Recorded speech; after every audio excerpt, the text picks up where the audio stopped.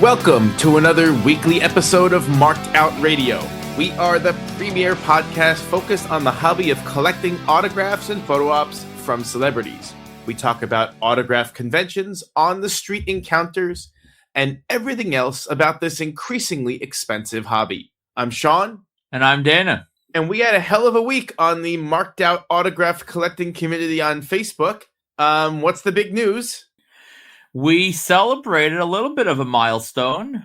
We hit 5,000 members, and by today, we're actually going to be circling 5,200, probably before we record next week. So the members are coming aboard fast and furious. We had a poll in terms of which Northeast con. You know, the truth of it is, most of the people who listen to this podcast and who participate on the group are from the Northeast, and so we posted a poll. Dana posted a poll, which Northeast con was most anticipated out, and the most anticipated con was Chill Out, it seems. So, I mean, it's probably because of Brooke Shields, to be honest. Brooke Shields is a draw. And then after that was Chiller, which with all the blizzards and snow and ice, people may just like the word chill, or they just, it's just, you know, a knee-jerk reaction. After that was Steel, and honestly, Monster Mania, not very popular on our little poll. It's still going to be mobbed, so, you know. I'm surprised that Steel City was behind Chiller. I mean, it's probably a geographic thing, to be honest. Yeah, I just don't think we have quite as many listeners and members that attend Steel City as we do Chiller, which is a problem. We need to attract more of the Pennsatucky crowd, but you know, we got to hit the pavement, or in the Pennsatucky thing, I guess we got to hit the muddy soil hard. The hay, yeah. And also, there was a funny thing this week. You know, Class 316. Once in a while, he kind of emerges from the shadows and reveals what made him such a draw to the board in the past and what's an icon of our hobby. And so he posted a flashback report from a fantastic convention in Oaks, Pennsylvania. What year was that? 2008, I want to say. It's either 8 or 9. Was it a lifetime ago? Yeah. There were some tremendous guests at that show, and we talked about it a few weeks ago. Or was it last week or a few weeks ago? I don't remember. With Erin Moran and not having hair and whatnot. But there were a couple of really funny moments that kind of attracted attention from Steve's flashback report. The first was that Steve always, whenever he had the opportunity, he would take relatively provocative photos if a guest was game, as many guests often at least were. I don't know if they still are, but game to take to kind of provocative photos. Steve loves him a provocative photo, but one of our I guess listeners or participants in the group did not like the fact that Steve was holding some girl's leg. Do you even recognize who the person was? No, it's wild how much money he spent at that con. Like, he paid money for whoever that girl was that he held her leg. He paid. I mean, granted, prices weren't what they are now, but he must have dropped at least $15. I don't know who the hell she was, but he was like holding her thigh that like she like lifted in front of him. And the girl, that the participant in the group, you could tell was like trying to like make a cancellation on him. Like, why did you grab her like that? And he responded, which it sounds a little cringy just in and of itself, but in this case, it was actually accurate. He responded with like, "Well, she wanted it," and I think she did. Clearly, she put her leg up. He didn't yank her leg off the ground, so she did want it. But whatever a man in 2026 responds with "she wanted it," that's a little bad. It was pretty common for these guests to take provocative poses. That was a thing. It really was. What happened to Class's leash? Did he like incinerate it when he cremated the last Fluffy? What happened to the leash? He used to bring the leash around. He would lay on the ground. He would have different like women of wrestling like put him on the leash and stand on his chest and different. He was like Tony Atlas almost. Why did he stop? Class, answer for yourself. Comment on the show graphics in a couple of months when you hear this episode. Why? How did you lose your fire? We need a leashed convention photo op in 2026. He definitely lost his mojo there. He did. And then, but the most shocking part of his report was he posted a photo with Erin Moran, and I'm going to be honest, the most shocking part of it was that Erin Moran just wasn't that bald. So I wonder what the hell you were remembering. I got a glimpse of her scalp from our table. She was 2 tables down. She was bending. I don't know what the hell she was doing, but I remember seeing, and maybe I'm deranged. Maybe this was a weird fever dream that I have just adopted as a real occurrence. I saw, which is again why I called it a skin yarmulke. I didn't say she was bald, but in that back region where you typically would rest the yarmulke, maybe it wasn't quite the circumference of a yarmulke, there was a bald spot. And that was enough to dissuade me from getting her, which was a mistake. So you realize how nutty that is, because, I mean, you can't see it from the photo. Here's the other thing, which I think after I recorded, I realized. I think at that stage of my life, and this is going to sound insane, and I don't imagine you ever had this feeling. We had that table, and we were soliciting signups for the board. I think I may have had vendor shame, which is like, as you have a table 2 tables down, you're going to walk over like a commoner and pay money for a photo op? Like, I should be above that. As we were sitting there with our laptops soliciting message board signups. That should be where the shame came from, not vendor shame of getting a photo op. But I think I felt it was part the boldness and part her knowing that we were a neighbor. How can you go to your neighbor and act as if you're just a fan getting a photo op? But you got other photos that makes even less sense. You got other photos at this con. But I don't think they saw our table. She was right in our vicinity. She was 2 tables down, which I'm sure she had no knowledge we were there because we're nobody, and why would she? But I at the time that was a thing. I would feel vendor shame of, we have a table. It looks stupid. I shouldn't be doing this, but I should be above this. And like, above what? I'm sitting at a con at a table trying to get people to join our con message board. It made no sense, but that was an irrational feeling I used to have. Now, not so much. Now I do anything I got to do. Yeah, it feels like you're retconning the skin yarmulke thing. He's just trying, because you saw it's a photographic evidence that she had hair. All of this sounds nutty to me, but I don't know, man. And the other thing that happened in his report that was hilarious, and this was a genuine guy. I looked at his picture, and you could see it in his eyes. It was a genuine comment. But a man commented on that picture of class like holding the woman's leg. I guess his hand was kind of near her chest, but not really. And he responded that he wished it was him because he hasn't felt a woman's chest in years. And he was completely serious. That's our group for you. Yeah, I love it. I wouldn't trade it for the world. And so there was another thing that really irked me this week on the board. I think we decided that we're gonna go back to using the board as shorthand for the marked out autograph collecting community. Are you with me on that? I mean, we say it anyway, so we really might as well just go with it. I think it's the best way. Some poor sap, he posted a photo, some kind of poster or something, in a really bad frame, and asked people if it was okay to leave his item in that frame. And really an alarming number of people who should know better said yes. And that really bothered me. That's the time we live in, where every single person, it's fine if you don't know. I don't judge the person that posted. You don't know, that's why you ask. But there's people, if you're this far off the mark in your answer, then you probably, if someone's going to ask, where the nearest gas station is by your job, and you want to answer that question because you're confident of the answer, go for it. But you're clearly not really qualified to be giving these answers. I mean, God forbid the person listened to one of those comments, and this guy's poster, which I'm not going to lie, looks pretty good. The pen, the background, it looks good. It pops. Like, that will stick, that will discolor, that will a lot of different things. And you're spending hundreds, if not thousands of dollars. And believe you me, I understand not always having the money to do everything the right way. But don't give bad advice. If this is something you're not really 100% sure of, just let someone else respond. I agree with you. There are some people who just think that they have to chime in, even if they don't know something. And on some level, I like it, because every chime in sort of feeds the algorithm. So after I said that, I'm like, oh, maybe I shouldn't tell people that, because, every chime in makes it blow up more. But I I don't mean, as know. far as For something like this where it matters, you can destroy someone's project here. It's asinine. As a general rule, so we'll state this for the record. You should never use a frame that is touching the item that was signed.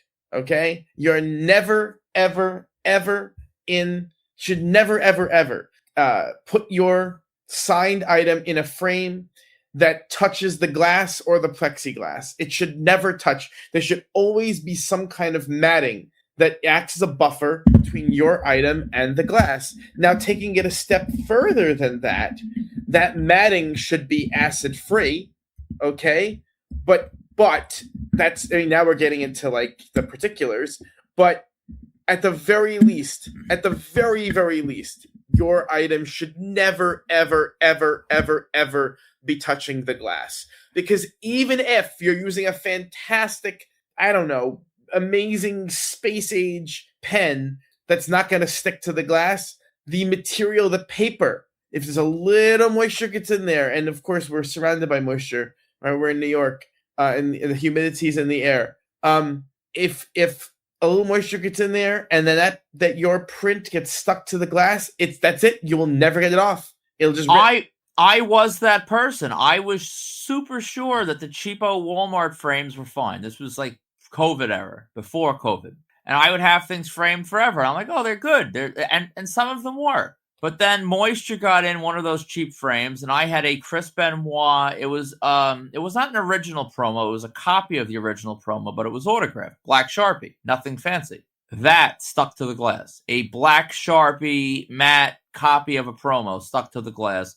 And I tried the hairdryer. I did different things. Maybe there was a more graceful way I could have done it.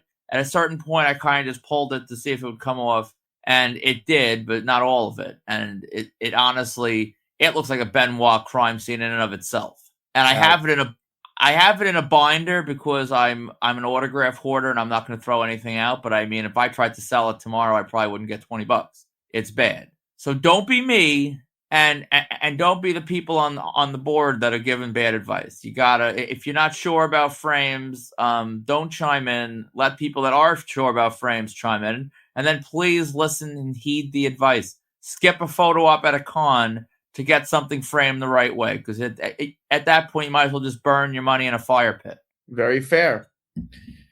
So then in other news, you guys probably have seen, because we were pimping it very hard on social media, that Swipe Right, which is now known as the Vanity Project, won the NXT Tag Team Championships. So I think, are we celebrating by raising the prices on all their stuff?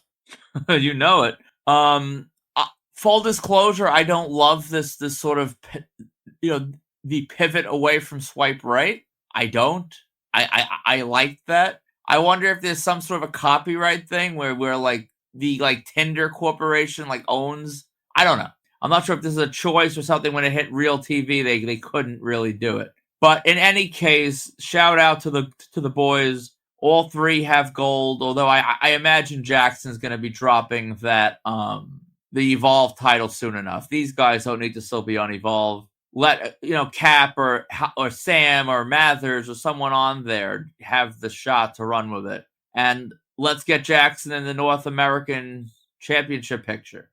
Well, truthfully, I understand it's not a copyright issue. I think it's an SEO issue. I think when you search Swipe Right, too much is linked with Tinder. It's not original enough. It's not, the name doesn't pop in the search engines enough. You know what I'm saying? That makes sense. That makes perfect sense. That's probably the issue. So the name is too common language. Yeah, I think you nailed it. So unfortunately, that's that. And we do have a couple of items and promos with the Swipe Right name on them, but luckily we'll live. They never wrote the word Swipe Right, and I think it's actually cooler that you have the original gimmick. And for my own shits and giggles yesterday, I actually scrolled down the WWE champions screen where you see Punk and Drew, and you scroll a couple seconds further beyond Punk and Drew, and you see Brad and Ricky. And kind of surreal, definitely kind of surreal. He was in your kitchen, and now he's on the championship page. But first of many titles to come. For sure. Big deal, big deal. So once again, the only place to get swipe right autographs is Marked Out Collectibles on eBay or markedoutcollectibles.com. That's just a fact. We are the only ones who've done a private signing with them at all. And every time they do something, the price goes up. So, I mean, if you want to wait for them to win Raw or SmackDown tag gold, you're going to be giving us more money. So I would say just if you haven't already or if you want more, because you can never have enough, pick them up now. So in other news, I after hemming and hawing and complaining and arguing and debating and giving it 10,000 reasons why I wouldn't send away my Jurassic Park poster to Jeff Goldblum, I ended up sending my Jurassic Park poster away to get signed by Jeff Goldblum. I think Zach Linder and I talked you into it. I mean, I'm going to be very honest. Your arguments were not good and did not sway me in any way. So it was just your own individual sickness? Yeah, well, I'll tell you why it didn't sway me anyway, because I sprung for the full Monty. I sprung for the autograph, the character name, and the quote. So that's why your arguments didn't play. I you know what it was? I said getting an incomplete graph or getting an imperfect graph would bring me no joy, and it was only the price that was holding me back. But then I realized, and this is really where it gets nutty, that in paying for this, what I was really doing was making an offering to the combo gods that they will in fact book a Jurassic Park reunion in person in the future. So this is one of those things where I did it knowing that, yeah, it might backfire on me in terms of it'll be available cheaper in the future, but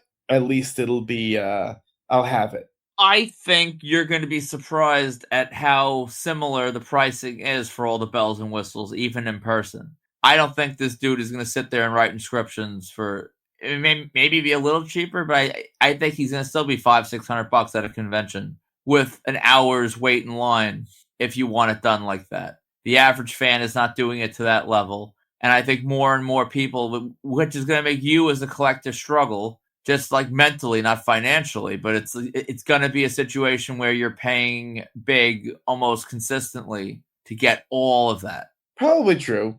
And now part of me does regret, unfortunately, I didn't send away for Sam Neill, but it was impossible because it was too close to Steel City, You can't win them all. I thank you as a Jurassic Park fan who wants even though I have some of them individually, I want the group. So thank you for your sacrifice and, trying to sweeten the pot for the combo gods to make this happen. So anyway, I did do it. We'll see. Until it actually gets done and it's back in my hands, I'll still be anxious about it. But now the wait begins. I believe that signing is supposed to happen relatively soon. So, there you go. And you also you wound up making it to cabaret night last night. There was some doubts at the last minute, but you made it. How was it? Were you blown away by Sally Struthers' performance? Well, just to give a little bit of context, I bought my ticket earlier in the week. My mom ended up buying a ticket because it's local on Long Island. She's been a fan of Struthers for years with All in the Family and the Gilmore Girls. So she actually, in a rare moment, my mom actually wanted to join me on a combo hunting expedition to see Sally Struthers. So she bought. I made her buy her own ticket because listen, it's con season here, Mom. I'm not that generous right now.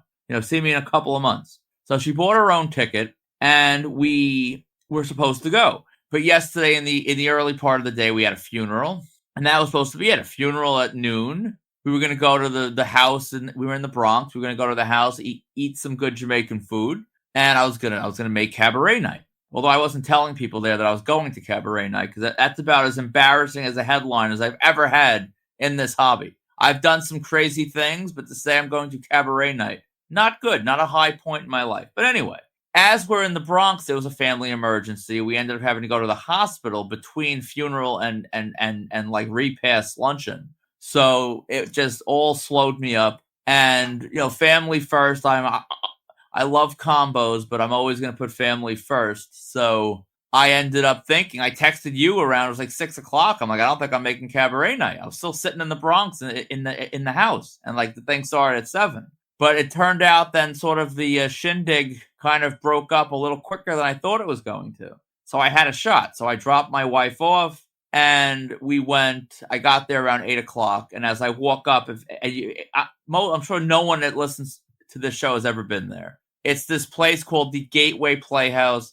I only go at Halloween time for the haunted house. It's a piece of property with a barn, some old house, and they do performances out of the barn. So I'm walking up towards the barn around 8 o'clock, and I see a woman exiting walking towards like a secondary building outside that looked like Sally Struthers, and she was moving pretty good, but she was like hanging on to the people around her. And I made the decision, I'm not going to chase her through the night and like catch her at the door of the other building. It's crazy. And I had good enough reason to think she'd be back inside. So I played it cool, and I just went inside.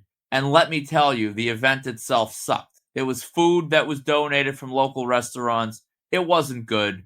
I bit into a greasy sandwich, and typically greasy sandwiches are my thing. But I don't even know what I was eating. It was chicken or if it was fish. It was flavorless, and I made the decision it wasn't worth the probably like 900 calories with no enjoyment from how it tasted. So I threw it out. I had a baked clam that was mid, and that was it for food. And then I just skulked around in the lobby waiting to see Sally Struthers return. The performances were bad. I realized local stage is like indie wrestling, where you have these people that really have no business performing. And there's there's mistakes and mix-ups and different things. And I, as crazy as I felt that I went to this thing just for a combo, it kind of made me question the sanity of people that enjoy this. Like you didn't care to meet her. You just went to enjoy this food and this performance, but whatever. So long stories to avoid being even longer. Sally Struthers never performed. There was no Sally Struthers performance unless I missed it in that first hour, which I might have. But you would think she would have been the closing number, not the opening number. And it was strange. She was walking around. She had some sort of a leg injury. So if you're someone at Chiller that you are hoping for a standing photo, I would not hold my breath. She had a whole like Stone Cold Steve Austin like knee brace on. So when she was walking through the lobby, she was like hanging on to the guy that was like working for her. And she wasn't stopping. She was quick enough that she was able to get from point A to point B. But every time I tried to approach her, they were like, no, not yet, not yet, not yet. So finally, the show ends 9:30. Most of the audience just leaves. Like legit, 95% of the audience leaves. They don't care. Or they don't know they could meet her or whatever. So she walks into the box office part of the thing. And I go to approach her there. And her guy's, again, not yet. Just wait a few more minutes. And they finally end up bringing her into the actual theater part. And she like sort of leans/sits up on the actual stage. And this is where it got a little weird. The guy was like, they didn't make like, all right, everyone line up here for a meet and greet. There really wasn't a meet and greet. But he was like selectively taking, like he would point to you and like, gesture with his finger to like come towards him. And he brought people in like 3-4 at a time into the theater to meet her. And when he motioned to me, my mom was like 10 feet away. And I like waved for her to come because she obviously wanted to meet her. And the guy is like putting his finger, like shush me. He thought I was like telling just random people. And when he saw I was just telling her, he was fine. And so that was a little weird. Like they did a meet and greet, but it was like sort of a like speakeasy style meet and greet where it wasn't like really like announced. And she was super nice. Her line, if she's half that nice at Chiller, her line is going to be like nuts. Because she had some whole like long talk with my mom about, I don't even know what, like names, maiden names, this and that, talking about her friend. She was super nice. You could also tell she was a little out of her mind. And it went well. My mom and I got a photo at the stage with her, and all's well that ends well. So I saw that you opted for a photo with your mom and Sally Struthers, not an individual photo. That's a pretty unusual thing. Usually we'll do both. I mean, in the moment, what's the difference? It didn't bother me any. I probably now when you look at the could've. photo, it's not just you. Who cares? I have photos. You've always cared before. You've always cared before. Nope. Haven't I? My group photo with Freddie and the hell's her name? Nancy is with my wife and I. Yeah, it's a mistake. Nah. It is what it is. Yeah, I strongly disagree. So then, what happens if I don't know? You never had a situation where you wish you had it by yourself? I mean, hell, with AI, I could probably make it by myself right now. I could make it me, Sally Struthers, and Carol O'Connor. I can do anything I want. I'm not Class 316 where I'm bound by validity. But I can't imagine the day would come that, unless my mom, turns out to be some sort of a supervillain that she, tries to kill me. I can't imagine I would ever want to, remove her from the photo. If anything, I think it makes it cooler. So why don't you get all your pictures with your mom in them then? All right, I'll bring her to she'll be riding with us to Monster Mania. No, I don't want. I don't want people in my pictures. Well, no, because when you do splits, you cut people out. That's not my mom. I wouldn't cut my mom out of a split. I cut Ira out of the split, and I love Ira, but I mean, he's not my mom. So interesting. I absolutely wouldn't want anyone in my in my photos. No one. I think this is actually the weird. I would like the group to sound off, but I think this might be the weird take on that. I think a lot of people with their children and their spouses and their I don't get like girlfriends and significant others that are not that significant yet. Like you have people that are we've been dating for 3 months and you're splitting photos with this person. That's ridiculous. I mean, chances are you're going to break up with them before this thing. But I mean, once you say I do, once once you have a parent, or a child, I think at that point you just roll the dice. And I mean, not all of them. And there's no photo where you'd be like, I really want this one to just be me. I don't think so. If I have that imaginary kid that I keep planning to exploit in combo situations, I can't think of a photo if I had a kid that I'd push the kid out and be like, this is just for me. I don't see why it would matter. I don't think I would care. I think I would see that as an extension of myself, and it wouldn't really it wouldn't change anything. If anything, it would just be cooler because it's like a memory of a moment with someone you love. Yeah, but you keep equating to a hypothetical kid with your mother. I don't think that's the same thing. I think it's exactly the same thing. I don't think it makes a difference. So you would want your mother in your photo with Rihanna or whatever? Really? I mean, I think want is strong. I wouldn't be like, hey, you got to come. I need you in this photo. But if she was there and we were taking a photo, and I don't think I would really care. Why? It wouldn't. How would it make it different? Am I is that photo of me and Rihanna at Macy's? Is that supposed to imply that we were on some romantic getaway in 2008? I mean, no, but there's it's just different. I don't know. It's when you have someone else in the photo, it's sort of I'm going to use a strong word, but it almost pollutes the whole thing. I think this is objectively a very weird take you're making. I respect the content. I think it's weird. There's a very different thing between your child and your parent. You do not include your parent in everything in your life. Right. One of the roles that a child is supposed to have is to cast off and move past their parent. They don't include their parent in everything. That's strange. No? I don't know. I kind of disagree. That's literally biology, though. That's what you're supposed to do. You're supposed to form a new generation and tell that to an Asian or an Italian or a Latino family that they're supposed to move past the elders. But they are. That's why you move out. That's why you have your own family. That's why you have your own children. That's why you don't just commingle with them 24/7. I don't know. If I had to commingle with my parents 24/7, I would die. I wouldn't exist. I couldn't do it. No, to me, family's everything. No, combos are everything. I grew up in a house where I grew up living with my grandmother. Now, my wife and I live with my mom. I, if anything, wish we could see my wife's family more. We don't get to see her dad that much. I wish we could see her grandpa's up from South Carolina. I would love to see him on a weekly basis. Hell, if he lived next door, that'd be awesome. There's nothing I would want less. That's not funny. Nothing I would want less than have to deal with that every day. Couldn't even imagine it. To each their own. Combo community. Would you push your mother out of a photo to have a solo shot? Sound off on the. When you say push her out, that sounds dramatic. To have a second one by yourself. I don't know. I don't see the point. But I hear you, and I thank you for making the the claim, not the claim, whatever. It's an interesting take, and I want to see what the community thinks. Yeah, this community, we'll see. We'll see. I tend to be the odd one out for these types of conversations, but I'm curious. You got to do the Zach stuff because there was a lot, and Zach was mad that we didn't cover his report last week, And I blame you for that one. I probably should blame myself, but I am not being reflective right now, so I'm blaming you.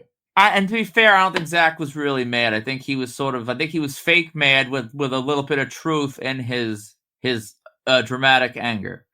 But Zach has 2 reports. That's right, not one. He has 2. Because we forgot one. Marked out radio hosts are very forgetful. And he did some street meeting. He met Campbell Scott, who I'll be completely honest, I'm not familiar with. To me, the interesting thing of this report was graphing in NYC when you have a building with different doors is a very, very, very tricky thing, because some people will like maliciously leave from different doors to evade the crowd.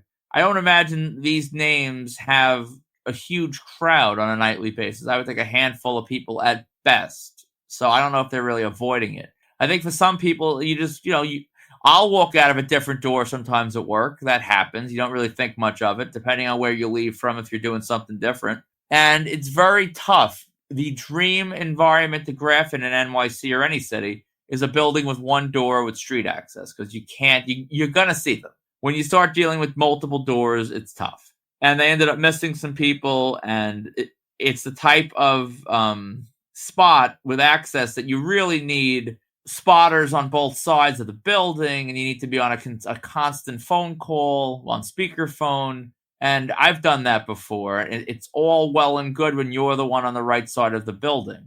But then when you have to come running, when the other person's got to go sprinting, like around the block, cut the corner, go down the other block to get to the opposite side of the building, that's where it's bad. But, I mean, that's the only way to be sure. So they did pretty well there, but I believe they have to go back to get someone else, Andrea Martin. And he also got some great mail order stuff back. The stuff that jumped out at me most was the Dan Aykroyd stuff. I always pop for Zach's vintage figures. He finds if I was doing some of these figure lines that he's doing, I would have much cheaper and more dinged up versions. But he finds like he could probably hang his entire collection on pegs, a la like Toys R Us, and it would look exactly like a Toys R Us from like the 90s. His stuff is always mint. So Zach, I think, had a pretty great couple of reports as far as covering both sides of the hobby. I mean, his choice of figures is definitely kind of interesting. He went with some Conehead stuff. I probably wouldn't have gone in that direction, but I mean, are you a Coneheads fan? It's one of those movies I'm not even positive if I ever saw. I feel like I probably did. It was probably one of one of the movies my dad would pick up at Blockbuster in like '94 that like he just would pick, and my mom would be like, "What the hell did you pick this for?" So I probably did, but I have no recollection of it. You don't recall seeing the sketches on Saturday Night Live? I was never really a Saturday Night Live guy. I would watch a little bit during like the Bill Hader era. I never watched before. I was not like a 10 or 11 watching Saturday Night Live. Oh, so I mean, really, Coneheads the movie really wasn't even that big of a deal. It was the skits were wildly popular. That's what got a movie made in the first place. So, in any case, hot take, not quite as hot take as like wanting a photo without like a parent. Actually, saying it like that sounds kind of weird. I actually agree with your take on the way I said it. My stance is still what my stance is, but saying it like that sounds a little weird. But hot take, I'm not really a huge sketch comedy fan. I've tried various things. I've seen clips from different shows. It doesn't really tickle my funny bone. Really? Yeah. I don't know what it is. I've never seen real sketch comedy. And I've seen different things. I've seen In Living Color. I've seen different shows. It's never something I'm like, I must consume all of this. I'll chuckle a little bit. I'm like, all right. Wow, so like Fire Marshal Bill and Living Color, nothing? No.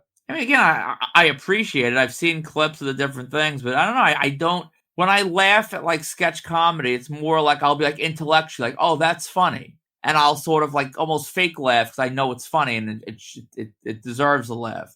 But I don't actually like as like a visceral reaction where just laughter expels out of me. Very rarely does sketch comedy do that. Nothing belly laugh inducing like Sandler writing movies where he inexplicably gets hot girls to want to have sex with him despite being an ugly wildebeest, right? that is comedy. That's the height of comedy. In any case, so I don't know. I did appreciate. I mean, Linda got a lot of stuff, which I did enjoy. What else do we have on here for our reports? C-Rat went to Chicago Elimination Chamber, and there was all kinds of meet and greets there with WWE put some on, and there's somewhere through the on location experience thing. He got Obafemi, Sol Ruka. That's an interesting way of spelling Sol Ruka on this sheet here. And spelled? Not even a little, no. And he wrote many more that you are hoping to see added to Fanatics. Like who? Oh, well, Obafemi and Sol Ruka. I'm tired of seeing. Yeah, I'm tired of seeing the same. I get why, but like I don't need to see Jey Uso again. Let's get Oba. Let's get Sol Ruka. I can't stress enough how happy I am that my stance on Jey Uso has been vindicated. I've been beating this drum for years now that he's worthless and should be hit by a meteor, and only now is the rest of the world catching up with me. What else did he do? This is a weird thing. So he met he met Justin Dhillon of this podcast fame, basically, where I've been cursing Justin Dillon's name for the better part of 6 months because he stole from us, and inexplicably he just took a photo with Justin Dhillon, I guess thinking it was funny. I'm not really sure, but what he certainly didn't do was help recover the $60 that Justin Dhillon owes me, which really, has not changed. He does owe us that money, so it would be nice. Did we want C-Rat to shake him down ringside? Shake him down is not necessary, but I don't know what good is posting a photo with him doing for us anyway. Certainly not helping him recognize that he is an asshole and a thief. Certainly, if you make a joke out of it, that doesn't help him understand that point. So I do still maybe I will get lucky and a pack of wild hyenas will or a mountain lion or something will encounter Justin Dhillon and bite his nuts off for not only stealing from us, but now making a joke about it. So it's even worse. In my opinion, it's even worse. You're assuming he has nuts.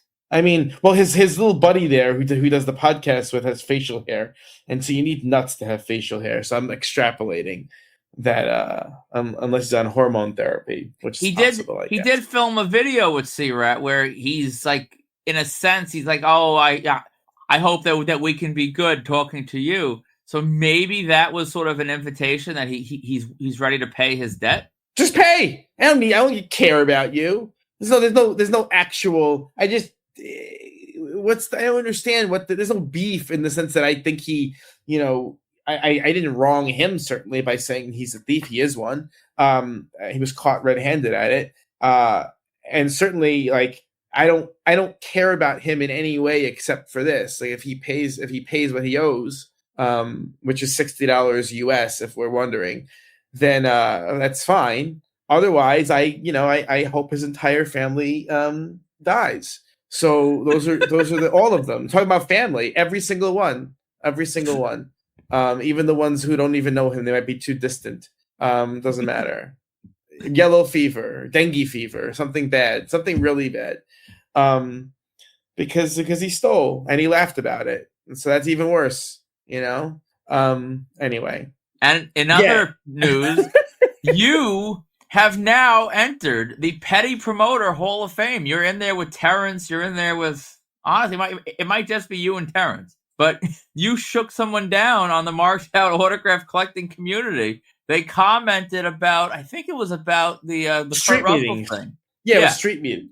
And you suspected that he was sort of adjacently involved in the theft of a Ricky Smokes photo op at WrestleCon. And if you want to talk about a visceral belly laugh that I could not hold in, when I read your comment just coming right at him, accusing him of stealing a Ricky Smokes up, I burst out laughing. That is comedy that sketch comedy shows do not create for me. So I thought I explained this contemporaneously, but I don't really remember. So, bottom line is, at WrestleCon, there were these people who came up to Ricky Smokes. This was when Brad wasn't there yet. He was stuck outside the building trying to park.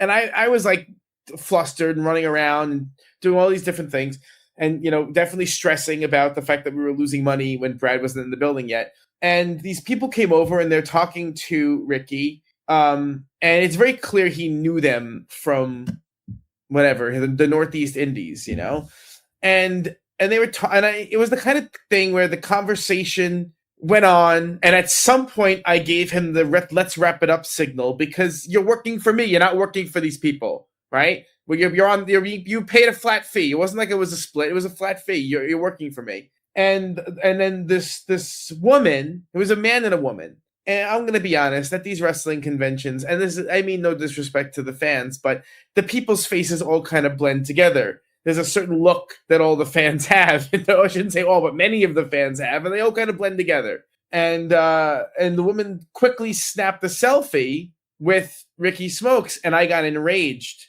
and was yelling at them. I yelled at them. I very rarely get mad at anything or yell, but I got mad. I was like, "You stole. You know better than that." And they're like, he said yes. I don't care what he says. He works for me. Is he working for you? Are you paying for anything? No, then get and I swore at them. And anyway,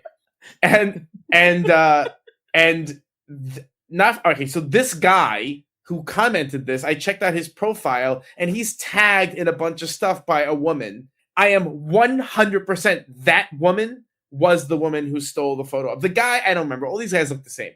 So whether he's adjacent to her in some capacity, he certainly knows her, and it certainly knows her somewhat intimately. Whether they're siblings, whether they're sleeping together, whether they're siblings who are sleeping together, both, right? I'm not sure.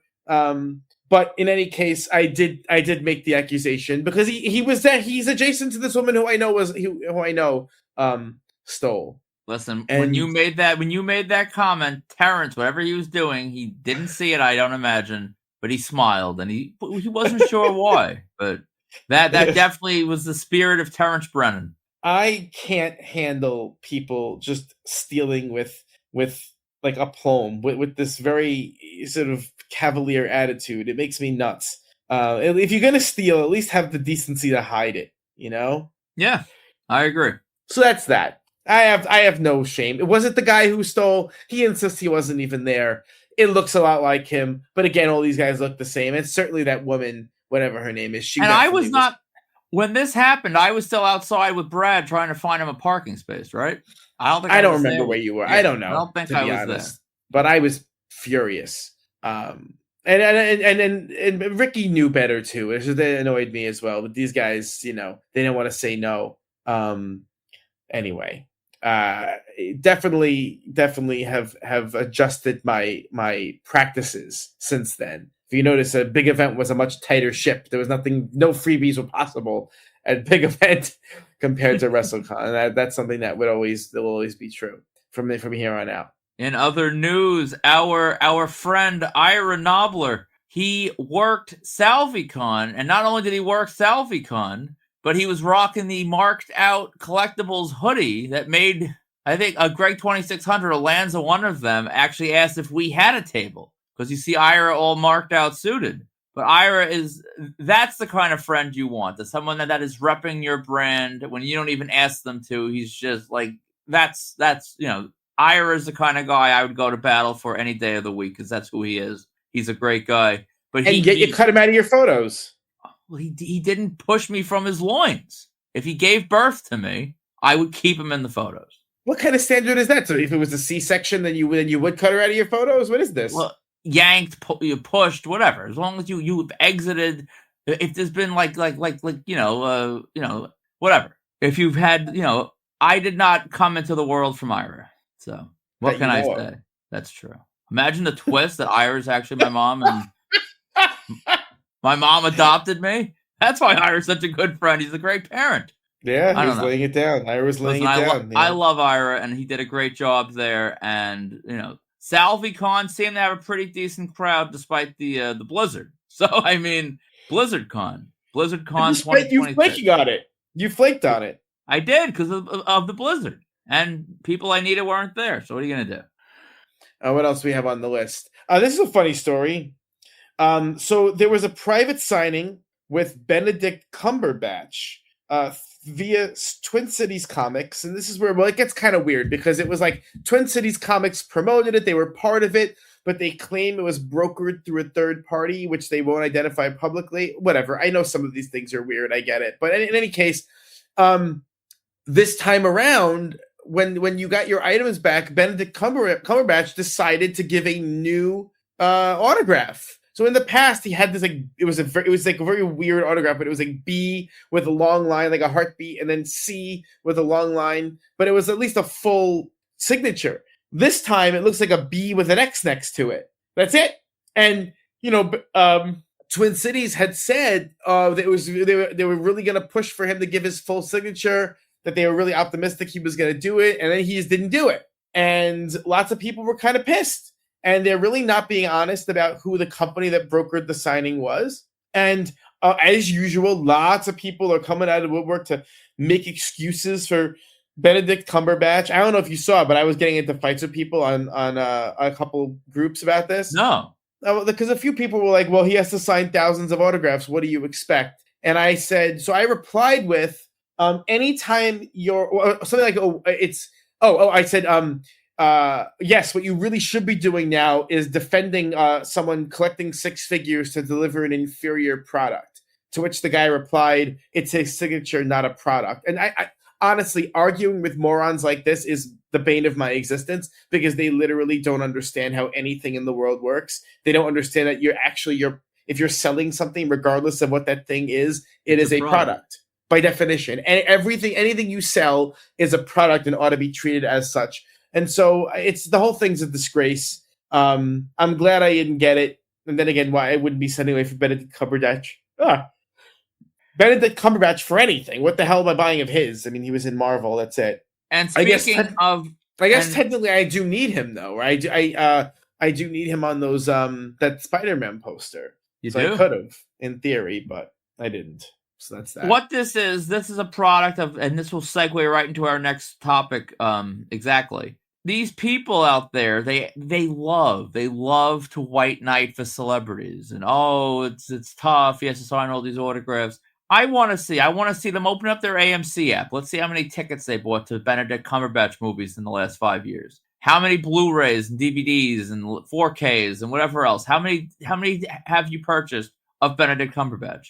You love him so much. You love these people so much that how dare fans have expectations? How dare fans ask them for stuff in the airports? What do you actually do? How do you put money in their pocket? A lot of times the fans in the airport with things to sign have spent more money towards their vehicles and their products than the white knighters who love them so much. And that goes right into our next topic, which was a Kurt Russell video, I'm assuming from an NYC airport, judging by... You saw Alex Easter, who's an NYC legend of graphing, and a lot of NYC peoples. I think it was an NYC airport. And he was being pursued through the airport, and he said that he has retired from signing, which apparently Bob Pivaroff, Bob is in a graphing legend tier that is inhabited not by many. Bob... Yeah, he's right there, very close to the top of the whole history of the hobby. When Bob dies, and hopefully that's decades from now, will he become a combo god? See, that's the thing, is that in a way, that's a good point. I haven't thought about that. Bob is very likely to ascend to combo godhood. Yeah, that's a good point. Maybe we should start buttering him up now. I'm going to send Bob an edible arrangement just because. Just in case. Anyway, Bob said that he signed in some airport in another part of the country weeks or months ago, and he was one per, and he was all right. And apparently he's been a very good signer for years in airports and hotels and stuff. And now he's, I guess, Keanu style. He got kind of burnt out. And people were chasing him for photo ops. And we had it's always the same topic. And when I post it, and the diehard listeners of this show, next time I do it, you'll kind of understand why. I know what I'm doing. I know I'm instigating people to have the same argument back and forth. But guess what? We'll gain 150 members every time because it goes viral every time. And I guess, as much as not in the Justin Dhillon sort of way, but I guess I have to sort of be a content creator. So I'm trying to create content, but I know exactly how it's going to go. And it's the idiots that really think they owe you something, which, I mean, at the end of the day, they don't.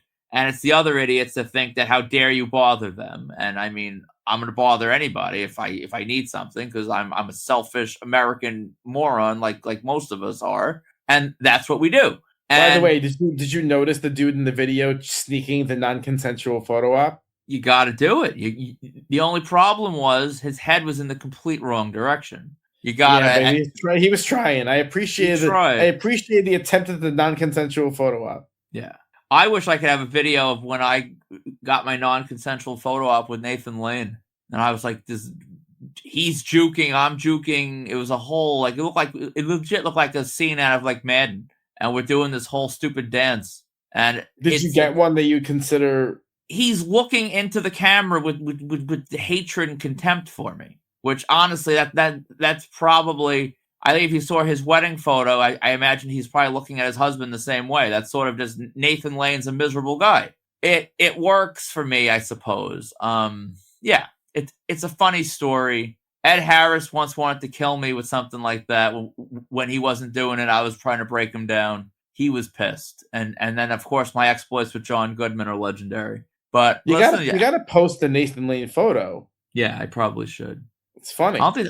Yeah, I will. I'll include it, I guess, on the show graphic. But yeah, for sure. I want to. I haven't seen it in years, so yeah, I'm gonna post it. In other news, if you are in the market for presidential signed Bibles, Donald Trump has you covered. And I really, this is so insane. I actually hope it's AI generated, which I hope people have seen that meme. Which would, if you did, you get it. But anyway. I'm assuming it's real because I think I saw it posted in an autograph group. But he has like actual like leather bound Bibles as the United States of America's signature edition, and he signs the Bible. As an American, as a Catholic, I'm not entirely sure how I feel about that. But I mean, it is what it is, I guess. I would like a presidential autograph. Any presidential autograph I will take, but I don't really think that would be the one I'd want. I would have preferred the Trump item you had for sale if I was going to get anything of Trump. The Bible would be on the bottom of my list. I mean, okay. How can I say this? Who is signing Bibles? Who the hell would sign a Bible? That is demented, objectively. Well, I do not want to get political, but how is that political? No, that's not political. Anyone signing a Bible is deranged. My follow-up, there's that belief that he sort of like saved Christianity. I think to him, he's putting Christ back in Christmas, back in the Christmas season. He is like a disciple of Christianity. So signing this Bible, I think he thinks that he's like, he thinks he's making money. That's what he thinks. But I guess you could spin it that he's spreading Christianity. He's a missionary. By signing this Bible, twisted. I can't tell if you're being serious or not. That's genuinely twisted. Well, that's why I'm saying I don't want to be political. I don't want to say that's deranged, because I'm sure there's some people on here that listen, that love everything he does. So I don't want to be. I want to hear. No, I'm not kidding. I want to hear someone justify anyone signing a Bible. Anyone. I want to hear that. Please justify anyone signing a Bible. And this is coming from someone that I know. I know you in your personal life, a Bible is not super important. No, I would use a Bible as toilet paper, but I'm not signing it. It doesn't make any sense. Hold on. Are the combo gods offended by Bible comments? No, the combo gods doesn't give a crap about which version of the Bible are we talking about here? Come on. but the combo gods don't give a crap about. They care about stuff that's more meaningful. The combo gods, they'll care about. If I defile the silver deco. That would be a problem. But the Bible, please. But seriously, it shows like a real twisted outlook on the world to sign what others perceive to be a religious document is demented. It's like signing copies of the Declaration of Independence. The people will be. It's already been signed by people who did it. I don't know. We live in a strange world. On top of being demented, it's downright invalid. It's invalid. That's right, Steve. I want you to admit that Trump signing the Bible is invalid. For Christ's sake. Praise Trump. We'll never say that. Yeah, he will. Steve Class loves him some Trump. I don't think he'll say that. He will, because he can't even though he loves Trump, what he hates hypocrisy more, right? Class, you have a lot of homework this week. You got to answer about a lot of things. This is one of them. I forgot what the other one was, but I mean, hit rewind if you did as well. In more reasonable, so it was more reasonable for J. Cole to sign a baby than it was for Donald Trump to sign a Bible, because at least it was in theory possible for J. Cole to have produced that baby, right? It's true. Yeah, the J. Cole tour marches on. He came to New York. I don't know. I probably should have done more with it. He said he was New York bound.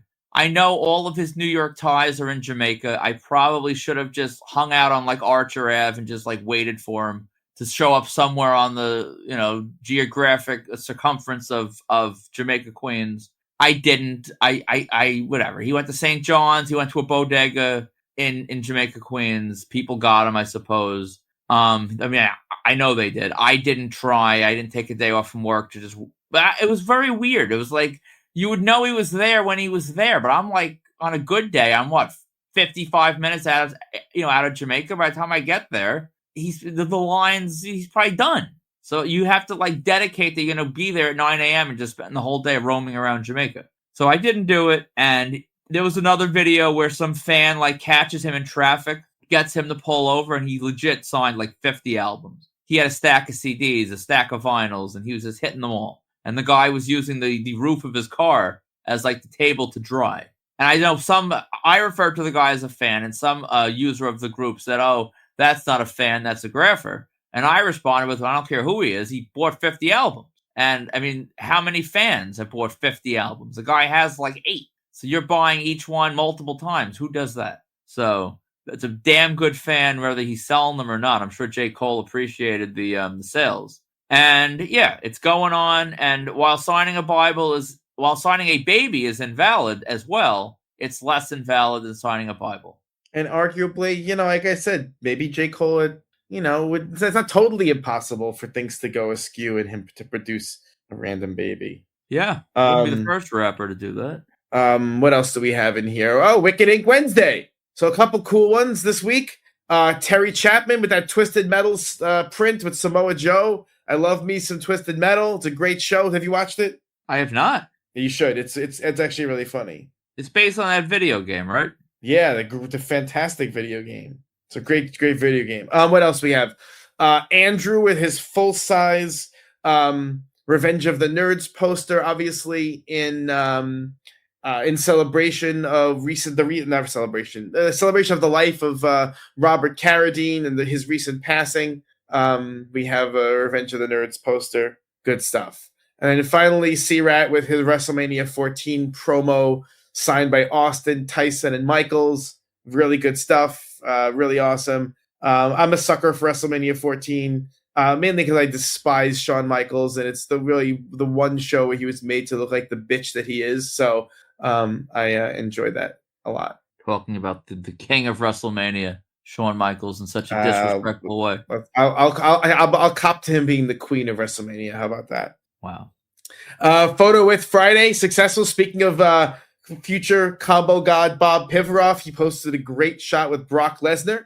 Greg 2600, respecting the gimmick, posted his shot with Kurt Russell. Kurt appeared to have consented, so he hadn't been retired yet when that shot was taken. And Vin posted a shot with Neil Sedaka, who had passed away this week as well. People are dying very quick in this year. A lot of valid people are going.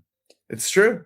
On to con news. This one's a little bit of a heartbreaker. LA Park, formerly known as La Parka, was added to WrestleCon. Obviously, most people won't know that, but I really tried hard to book LA Park for big event multiple times, and he's just a pain in the ass. Couldn't get him to really be willing to come up. Steel City with another first time ever con guest with Marcia Gay Harden. That's kind of wild. What are your thoughts on that one? Steel City, along with Chill Out, they're like the two shows that will book these people that like you would never, if someone said write 100 names that have never done a con that you'd like to see, you probably wouldn't even put those people on the list, because who would think it's possible? I have Marcia Gay from Broadway, so I think I'm good on her. But I'm who the hell got her on Broadway, especially in those parts? This is a great ad. I think Steel City is in the conversation. Might be in the conversation for one of the all-time great con lineups right now. This is a stacked show. I can't imagine it won't be the con lineup of 2026. I think NYCC will be the only one with a shot to sort of knock this thing down to the silver podium. It's tough though. It will be tough. What else do we have here? Terrificon added Tyler Maines. Does that do anything for you? No, I'm all good on Tyler. I've gotten him on the stuff I need to get him on. What else do we have here? Chiller Theater lost Tyler Bean, but Monster Mania gained Michael Bean. Did I say Tyler Bean? Michael Bean. So Chiller lost Michael Bean. Monster Mania gained Michael Bean. And Monster Mania also gained Gaten Matarazzo from Stranger Things. What else we have? Go ahead. No, I'll say it during the Monster Mania part. Oh, I already said the Monster. It's fine. Chill Out added Renoli Santiago from Hackers. That's kind of a random name. Daphne Reed from Fresh Prince. Boxer Lou Savarese and Debbie Dunning from Tool Time from what's that? Home Improvement. Home Improvement. I think the Fresh Prince reunion is awesome. I'm shocked it doesn't happen more often. I wish that like Jeffrey and different ones would also come out, but this is really cool. It's nice to see. You got Tatiana Ali, who I think we touched on last week. I think she was mentioned last week. I'm not sure if she was actually, but Tatiana Ali is also there. And for a weird reason, I don't really care about Debbie Dunning. I love Home Improvement. I'm going to get Patricia Richardson at Steel City. I don't really feel, unless there was like a group op that made sense. If there was a Tim, Al, and Heidi group op for Tool Time, sure. In and of herself, I don't know. This is just show that you're changing your hobby collecting because you used to get everybody. Yeah, I did. But as of now, she's not on my spreadsheet. And yes, I've actually become a spreadsheet person. I'm sure Zach and Vinny will be happy to hear that. I've made a spreadsheet now for each of our upcoming cons. It's to kind of keep track of my potential spending and what I have to get and who I want to get. And as of now, she's not on my list for either con. That may change. We will see. Let's see. All right, so we got to talk about the con being canceled. So explain what happened there. Let's see. This was all credit to Greg 2600. I don't even think I follow this con, so I did not see it. The Days of the Dead con in Chicago. This is March 6th through 8th, 2026. Wait, yeah, they decided to postpone the con with basically 5 days out. They decided to postpone the con to Chicago, still in Chicago, November 20th to 22nd. They were going to lose a chunk of their guest list to an LA award show that Sunday. And this is the second con now that has been rescheduled / canceled due to awards. And these are not cons that are booking Adrian Brody and, different like real titans of the industry. And I believe Greg said the Saturn Awards are taking place on March 8th. So I guess it could be the Saturn Awards. But I don't know. You're going to cancel an entire con because of the Saturn Awards? You really have that many people going? This is becoming a thing, and it's a little weird. What do you make of it?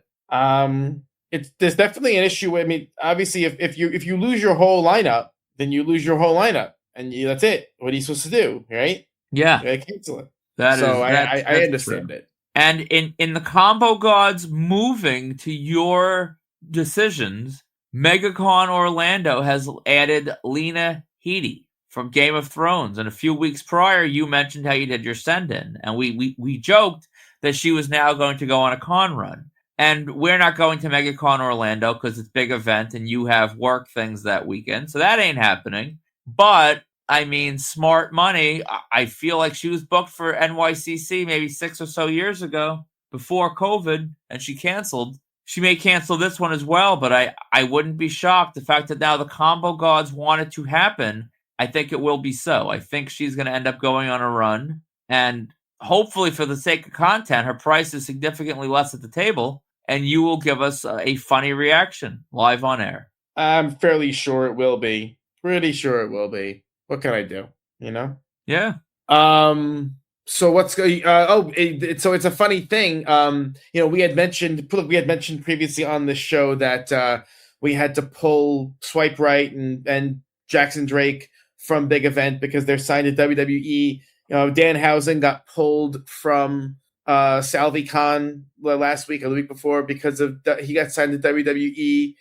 You selling your Danhausen stuff? I sold my unsigned Big Rubber that you joked with me about because honestly, I never really liked this one. It was just the easiest one to get, and in a pinch for when I guess not the easiest one. You got one easier, but it was just the best one I could get at the time. So I sold it. I ended up taking a net loss probably of like $20 after what I earned from the sale and what I paid with tax and everything. So I lost like $20, whatever. I sold that. I have a couple AEW figures left, a couple of them. I got to do a Danhausen drop on the group, and I have a couple metallics. You should have seen me yesterday. I was waiting for Sally Struthers at Cabaret Night, and I saw on my phone that Danhausen debuted. So I was trying to do the eBay post because I didn't have the Danhausen metallics up, and I was trying to post it from the Cabaret Night, but there was no cell service. I couldn't post it, so I ended up having to do it later on in a parking lot. So they are out there. They're up there. The prices, and do you have anything for Danhausen that you might sell? I do. I have the Danhausen signed Big Rubber guy. Ooh. Then there's probably some value there. I'd say so. He won't be signing anymore unless he does a Fanatics Fest. That's true. So I'll probably get that up as soon as possible, to be honest. I'll do that after we finish recording. That's my move. So if you're shopping for autographs, check out www.markedoutcollectibles.com or our eBay store at Marked Out Collectibles. To contact us for any reason, please email markedoutcollectibles@gmail.com or join the Marked Out Autograph Collecting Community on Facebook, now known as The Board. All links are in the show notes on Facebook and Substack. And if you want your event, product, or brand advertised on episodes of Marked Out Radio, reach out to us today at markedoutcollectibles@gmail.com. So we do have an announcement. We had been running an ad for Big Time Wrestling in Chillicothe, Ohio. We're not running that ad anymore. The short version of the story, which is really the only version that we know, is that there was some kind of incident at SalviCon between the promoter of that show and Tony Atlas. Some people say it's real. Some people say it's part of a wrestling storyline. In any case, a little bit too much drama for us. So we're not running that ad anymore. Agreed. And that's that. If you like what you're listening to, please subscribe on YouTube, Spotify, or Apple Podcasts and leave a rating or review. You can leave a rating or review on Apple Podcasts. You can leave a rating on Spotify or a comment on individual episodes, or you can leave a thumbs up, a thumbs down, or a comment on any episode on YouTube. So the Marked Out vocabulary word of the week. Both of us have used it a few times in this episode. That word is invalid. So you take this one. What does it mean if an autograph is invalid? I'll give you my definition of it. Class will have different ones that are with photo ops and different things. That's what you said. An autograph is invalid. A photo op could be invalid as well. So I'm gonna break that down in my definition. An invalid autograph would be when we were scrambling for items for Dwayne Johnson that time in the city.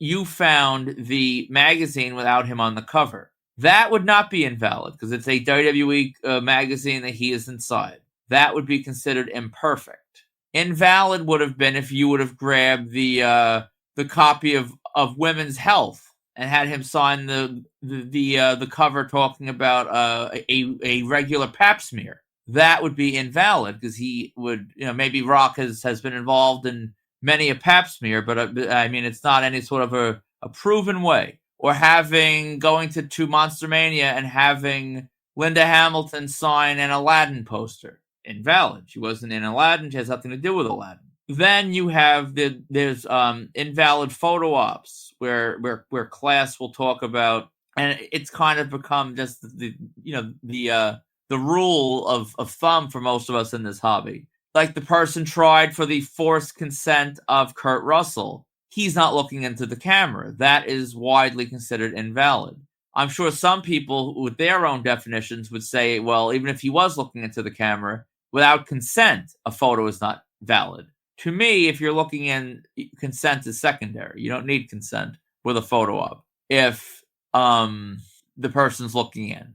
But that's all deranged. All of this is deranged. But that's how I view being invalid. How'd I do? Mostly good. I mean, I think the key piece here is that if the photo ops being an invalid is pretty, that's pretty straightforward. That's almost jokey, right? If someone's not looking at the camera, whatever, it's easy.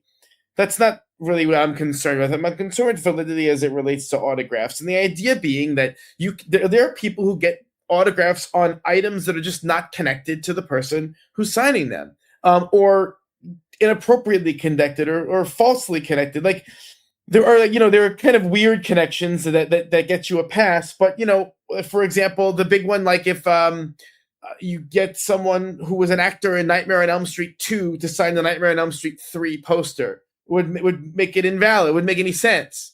Or how about that catch-all that people do with the WrestleMania 1 poster that they will get, like Sergeant Slaughter and Shawn Michaels and all these people that did wrestle at WrestleMania, but just not WrestleMania 1. That's a very there's a lot of arguments about that. It goes back and forth. For me, I wouldn't do it myself on an expensive item, and also because these items become expensive pretty quickly. So I probably wouldn't do it myself.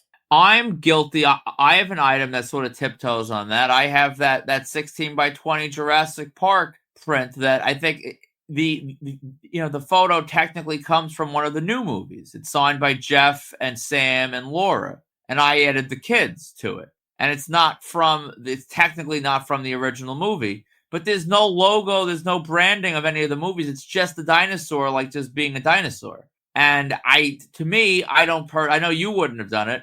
I don't care if it's a dinosaur, like a still from a different movie. It's a dinosaur. It's the difference. It's the Jurassic universe, and I got who I got.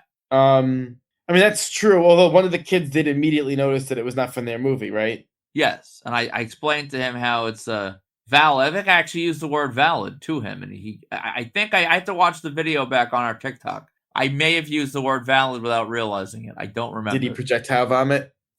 Listen, if he did, it wasn't on the poster, at least. But yeah, I think the concept of validity is one of those funny things where it is rooted in reality, right? There is a logic to it, but when you use such insane language like validity, it makes it kind of funny. And I think that's like much of the marked out vernacular. That's what happens is that we take a funny thing, and we make it oddly serious with very specific vocabulary and tons and tons and tons of like debate and nitpicking about specific definitions, and then it becomes this insane thing. So I do understand why you might not want an autograph of someone on. I mean, the whole big picture thing, and one of the areas that Steve is correct is having an autograph on the wrong item. It impacts that item's commercial value, and it just does. It just does. And so it's very, when people say, because the response, as infuriated as people get by Steve, to me, I get infuriated by people's asinine responses to him. So, for example, whenever we talk about validity and autographs, there are people who say it doesn't matter. It's you can get anything signed you want. I'm like, well, obviously that's true. You can do anything you want in this world, more or less, as long as it's not a crime. And it is what it is. But what the larger point that he's trying to make is that it impacts the desirability of an item, which then impacts its value. So there is like an objective truth buried under layers of insane, weird, crazy logic. I think that's true of a lot of these terms. That's what a lot of class comes down to. He is oftentimes not, when you get him going with politics and worldviews. That is just a cesspool of garbage. But when it comes to things with like logic and just things that make sense when it comes to like validity, he's right. He's just so crazy and just mentally fried where he takes it to a level and gets so worked up about it. Where, I mean, you could walk to a mall right now and tell people 1 + 1 = 2, and depending on how you do it, you could still look completely out of your mind. It's probably actually no normal way of doing this. You would just by default look out of your mind. That's what it comes down to. He is right. It's just he makes himself and the point look crazy. So that sounds like you're generally agreeing with his position of validity. Yeah, my personal, he would have flipped out about the Jurassic Park poster. For me, I won that on an auction for like $200 signed by the big three. And we see what you're paying. Even for base autographs, that would have been at least 6 or 7 doing like a private or buying it pre-signed. So to me, I'll take, that dinosaur's from a different movie. I don't care. If I ever hang that on a wall when it's signed by, which I guess I could actually call it complete now. I guess I'd probably get Wayne Knight. For a second, I thought about doing Bryce Dallas and then eventually maybe Chris Pratt? Chris Pratt, yes. And I thought about making it a complete Jurassic Universe, just like catch-all. And I'm like, no, I'm not going to do that. Although if Chris Pratt does something public, maybe I'll change my mind. But I don't think so. Interesting. So anyway, the reason why we chose validity as the subject of this week's episode is there was a thing that I sent it to you and you posted it, right? No, you sent it to me, but class sent it to me as well. And he wanted us to just run with it as a topic. And I said to him, post it on the group and let's see what the reaction is. And I love that. I actually anyone's free to send us. I mean, I can't guarantee someone could send us a terrible topic. It's like, let's talk about, whatever. It could be a terrible idea, and I can't promise we're going to run every topic. A question's one thing, but a topic, that's the entire focal point of the show. But I said post it as a post on the board, and let's see how it goes. And the conversation was pretty good, and I know you liked it, I liked it, so here we go. This is the topic of the week. So right, and so the issue here is that there was a reprint. So it wasn't even an original. It was a reprint of Action Comics #1 that has no value. It's a cheapy little thing. It was a reprint that was originally signed by Jerry Siegel, who was one of the co-creators of Superman. Now, Jerry Siegel is now dead, has been dead for a few years already. And the person who owned the comic went and got it signed by Brandon Routh, who was Superman in, the more recent movies, or not the most recent, but some of the more recent movies. And, Steve had brought it up as an example of invalidity in the sense that it doesn't make sense to have a copy of Action Comics #1 that was already signed by Jerry Siegel, one of the co-creators of Superman, to be signed by Brandon Routh. And there were some pretty divided opinions of whether people agreed with this logic or not. I'm not a comic person at all. I understand overall broad scale of the issue that it's an individual story in the comic book that he never really sort of portrayed Superman on screen telling that story. So I understand why maybe it's not okay. I don't know. As a non-comic fan, to me it's a broad intellectual property representation of Superman, the character which he represented. I don't think that would not be the move I would make. I'm not a comic book fan, but as a non-comic book fan, I don't really have a problem with it. I think it's whatever. It's just it's not the ideal, but I don't think it's invalid. I think it's completely invalid. It actually made my skin crawl when I saw it. So I'm 100% with Steve on this. I don't like it. I don't like it because... You go on, sorry. Well, wait, how would I what? Go ahead. No, I want to hear...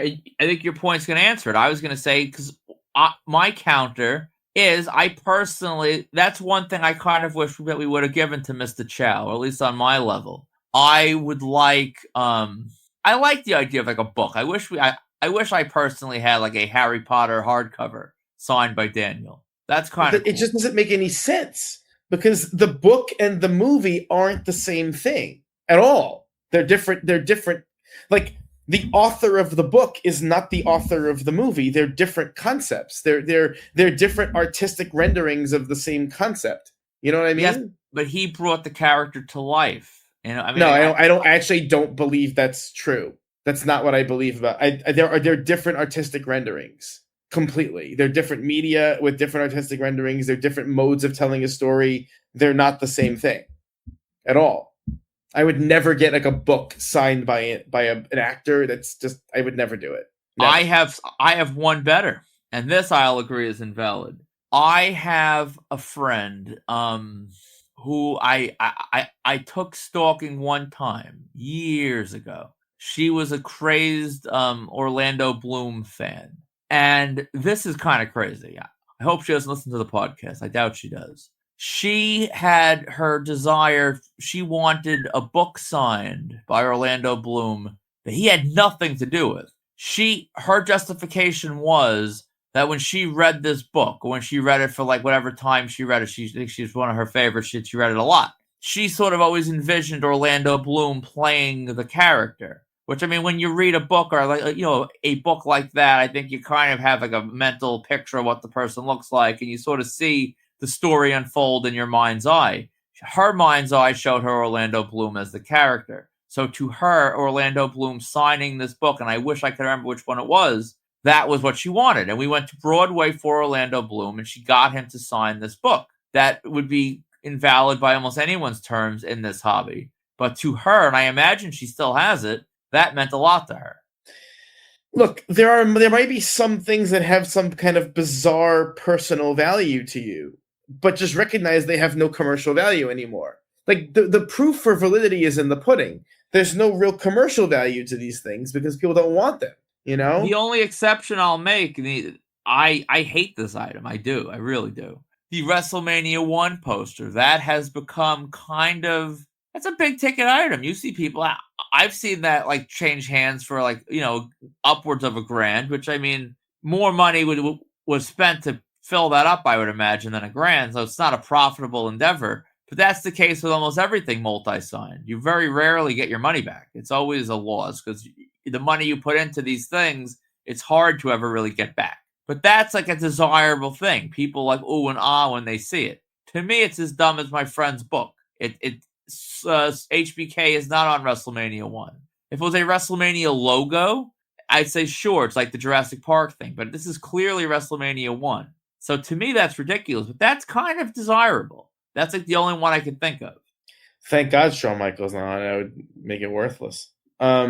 Anyway, I understand there are obviously going to be certain exceptions to this commercial viability rule. Like there are first printings of the Harry Potter book that are signed by Dan Radcliffe, and actually, they have the whole cast. So Emma Watson's on there, like kid signatures. That there's some value to those, commercially. I would not want them. Would not be a desirable item for me because I really think that the artistic rendering is different. There is no real connection between the artistic rendering of Superman in Action Comics #1 as conceived by Siegel and Schuster, then there's no similarity between that and the artistic rendering, if you can even call it that, by Brandon Routh in the Superman movies. So I just, other than this, the character is nominally the same. I just don't. There's no connection to them. I would never want it ever, ever, ever. And speaking of all this, not really on the topic, but I just realized something. This new Harry Potter show has largely unvirgilized Harry Potter for me now. I'm going to need to get all these people now. I need to get the new Harry Potter. I need to get the new Hermione, the new Ron, all these people. I'm wondering. But that's not you can't say an IP was virgilized. It's a person that's virgilized. You're misusing the term virgilized. No, you could virgilize the IP, which I haven't yet. There's still a couple I need, judging by my 2026 wish list. But you could absolutely virgilize an IP. I've basically virgilized the Sopranos IP. There's no one alive I need. I got them all. No, you didn't get Jackie Jr. Yeah. No, you were hemming and hawing about Jackie Jr. for years, and all of a sudden you decided he was not needed. I passed in Nassau. Yeah, it's fair. You passed multiple times when he was around. I know. He pissed me off. I was waiting at MobCon. That was the show where Tony Sirico was half dead, and I waited and I waited and I waited. Which it wasn't actually that long. I think I waited like 45 minutes, and then I gave up and I went home. But yeah, that put a bad taste in my mouth. But you can maybe I didn't virgilize the IP yet, but you certainly can. And I wonder which con's going to end up booking all these Harry Potter people. Will Monster Mania do a Harry Potter HBO reunion? Or will that be stuck with like fan expos and NYCCs? I wonder. That's a good question. I don't know the answer to it, but that's a good question. So that's you can sound off on the board on the marked out autograph collecting community about your perspective of validity. Do you care? Do you care what item is signed? How much are you willing to deviate from the norm on items that you get signed? It's an interesting question. At least for me, because you even said that, because I have custom Funko Pops that are signed. You don't even like those. Yeah, I don't. I'm not a fan of customs. I want some. I look down. I don't know. I have weird rules. I look down on some of the figure companies. I like grapplers and gimmicks because they look amazing. But I mean, there's some of those other companies that make like Hasbro's, and to me, they're like customs. Like they're not, but it's like, I don't want that logo. Like, what the hell is this logo? Like, what company is that? And the customs that you have are works of art, the Funkos. But I wouldn't really. I've never wanted to make a custom Funko. I've never bought like this. You sent me some like custom Hasbro's a few weeks ago that were sick, and they were based on Long Island, and the price wasn't bad. But I wouldn't want custom signed. I don't know how to explain it. I just wouldn't. Yeah, that's true. You didn't. I mean, they were very inexpensive. I thought quite nice, and you had no interest. So let's get to listener questions. Let's do it. Question 1 comes from Sean. He wants to know, what is one thing as an avid marked out auto and photo hunter that you think you can or could have done better in pursuit of the hobby? You want to start or should I? You start. All right. I was talking about this yesterday. I don't even know how I got on the tangent. In a simpler time in my life, when I went to school in the city, I was single. I was largely unemployed. I had a lot of time on my hands as a college student. I would go combo hunting in the city constantly, like before classes, on weekends. I was probably on the street 5 days a week. I don't have time for that now. I've kind of gone way too far to the other extreme, where I don't do anything. George Clooney actually got easier as his Broadway play unfolded. Easier each week. And I never went. And that is ridiculous. That was really dumb. I tried to justify it. I'm like, oh, well, he has that dumb black hair dye in. You want George Clooney gray. And the reality is I was lazy and I didn't want to go in, and I didn't get him. And that was a big mistake. And I don't know if I'll actually do it. History would say I probably won't. But I want to try to do a couple, like, just NYC like plays and different things. I want to try to at least do like 2 to 3 a year. If I started small like that, that would be nice. I'm passing too much stuff up, and if I don't start hitting the streets in the opportune moments where it's convenient and high success rate, I'm cutting myself off. There's going to be like a new crop of people that if I didn't do this 10 years ago, I would have so much less right now. So I can't turn. I have to do better. I should try to do better. Will I do better? I don't know. But that's sort of a goal of mine. For me, it's storing and caring for the stuff that I already have. I've made jokes about how it's either in a box in my parents' basement, or I have boxes here at home, or the stuff is it's not stored in the greatest way. And I just know I'm tempting fate by having this stuff like this, Do the combo gods destroy items when we display them poorly, or is that just our product of our stupidity? They do? Yeah. Okay. That's a good one.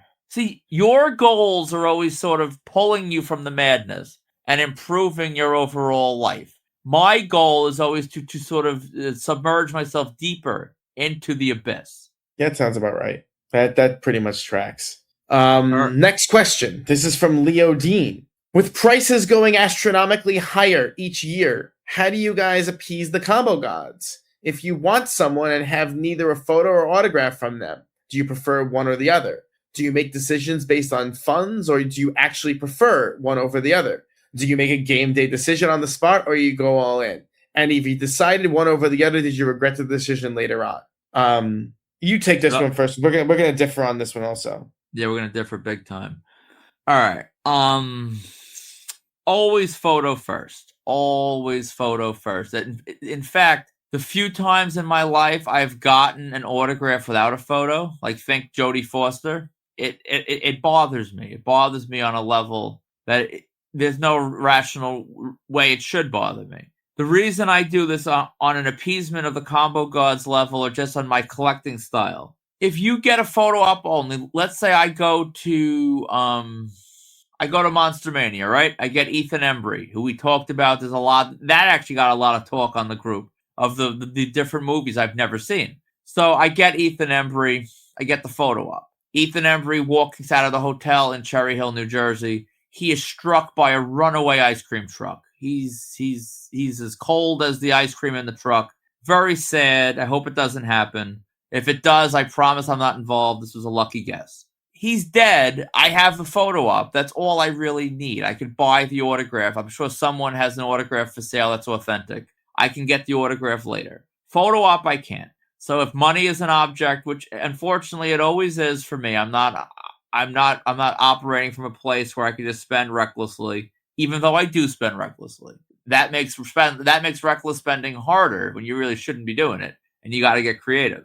So I can't get everything, but I always go photo op first. Let's see. There's a second part of this question that we'll get to after you answer the first part. But have I ever regretted the decision? There's probably regrets I've had. I can't think of anything offhand where I wish I would have done the combo. But in hindsight's eye is always you always think, oh, I should have done that. But in that moment, it's a matter of you got the money you got in the disposable income pool for that month, that week, and you start pulling from other pools. That's where problems happen. So you got to draw a line.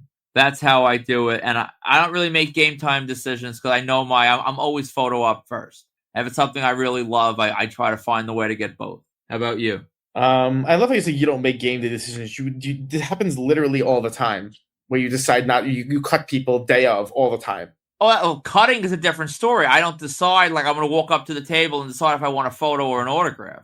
If I'm only getting one, it's always a photo. I've never said, ooh, I'll just take that table at 8x10. So that's what I meant by game day decisions when it comes to photo versus auto. I will skip people all the time. That's the thing I try to do now. If I walk past the table once or twice and I feel no excitement, I don't say, ooh, look how cool that is. That's how I felt with Degrassi. I felt no excitement looking at them. I didn't care to have it. And in the past, I would have blindly did it out of FOMO. And now I didn't. And honestly, I feel perfectly fine. So that's me trying to show some growth. I remember when I got you to get that photo with that dude, Richard Harmon. That was definitely you had not planned on that, and then you just did it. Remember that? Yes, and it still hasn't really paid off for me. He's done stuff, but it's still nothing. I haven't watched the 100. I probably never will. I'm comfortable now admitting that. And yeah, he hasn't done anything yet, I don't think, that I really paid dividends. But what the hell? So let's see. I definitely am more willing to spend than you are, which people don't really follow because of the way we talk. But I mean, I'm pretty sure for most shows, my spending is higher than yours, which doesn't come across, but is pretty much true. Well, let's just give. I don't want to put your business in the streets, but I'm going to put your business in the streets and mine by proxy. Given the time of how long you've been employed, the place where you work compared to where I work, you make, I think, twice what I make. So I mean, you should spend more than me. But I mean, with how deranged I am compared to you, as far as like coveting this stuff, it's kind of surprising. Yeah, I guess. Or you. I mean, you could throw all that out and say I'm just more. I'm more committed to serving the combo gods. You know. But that's true too. But in all seriousness, let's see. I would say if there's a choice, this is different from years ago. I used to be autograph first without hesitation. These days, I'm photo op first. So there's plenty of people who I'll be photo op only. Bruce Dickinson will be photo op only. Roseanne Barr, photo op only. Marsha Gay you're getting Bruce? You're getting Bruce? If I do, it'll be photo op only. That's a game day decision. Don't do this to me. Why? What's the difference? Because if you get it, then FOMO, I'm going to feel like I should get it. But why do you care what I get at all? There should be no relationship between what I get and what you get. Because eventually I'm going to see it. You're going to post it on Photo with Friday in like 2037 after he dies. And I've never listened to a single song. And I'm like, oh crap, I didn't get it. Someone else, I don't care. I'm not really going to see what they do. I don't. It's so funny. I don't have that. I don't have those feelings. I don't know. There's no other way. I don't have them. I don't care like that. Well, I think I know what Photo with Friday I'm going to post this week. I'm going to be petty. I'm not going to tell. I'm not going to. You guys got to wait and see what I post. Or James Marsden. But anyway, so let's see. So I will go for Photo first. I've already named a bunch of photos I'll do first. But then what ends up happening is, see, at this stage of my autograph collecting, I really only want to get autographs on projects. Now, is this totally consistent? And do I sometimes stray from this? Yes. Do I start new projects when I shouldn't? Yes. I'm starting a Welcome to Derry project when I shouldn't, because it's going to cost me $500 or whatever. But here I am. Am I spending the money on the group photo with those kids from Welcome to Derry? Also, yes. Should I? Probably not. This is where we are, So let's see. Do I make decisions based on funds? I really do not. I do not make decisions based on funds. That's just not. I make decisions based on if I perceive it's worth it. So weird value. I don't know. But I don't do that. What else is there? Do I regret decisions later on? Sure. From both sides. There are some photo ops I get and I go, I shouldn't have got that. I don't even want it. There's no point. I split at Last Fanatics. I split John Elway with Greg 2600, and then now I'm like, why would I even do that? I don't care about that. Did you get John Elway? You didn't. No. So I don't even care that I have him and you don't. I don't even care. It's just, I don't know. I shouldn't have done it. It was just dumb. What else is there? You're saying about I don't know. I don't know what to tell you. I don't really have those kinds of regrets like that. Yeah, okay. And on the second part of his question on street grabs, can you share when a celebrity insists on personalizations? And if you had them do it, did you remove it later and ruin your item? I'm trying to think of examples of who was forcing personalization. Definitely some. Most of my street graphing, air quotes, was photo op. So a lot of the people I've gotten were not really forced personalization. I just would just get a selfie and run and leave. Off the top of my head, I can't really think of a forced personalization.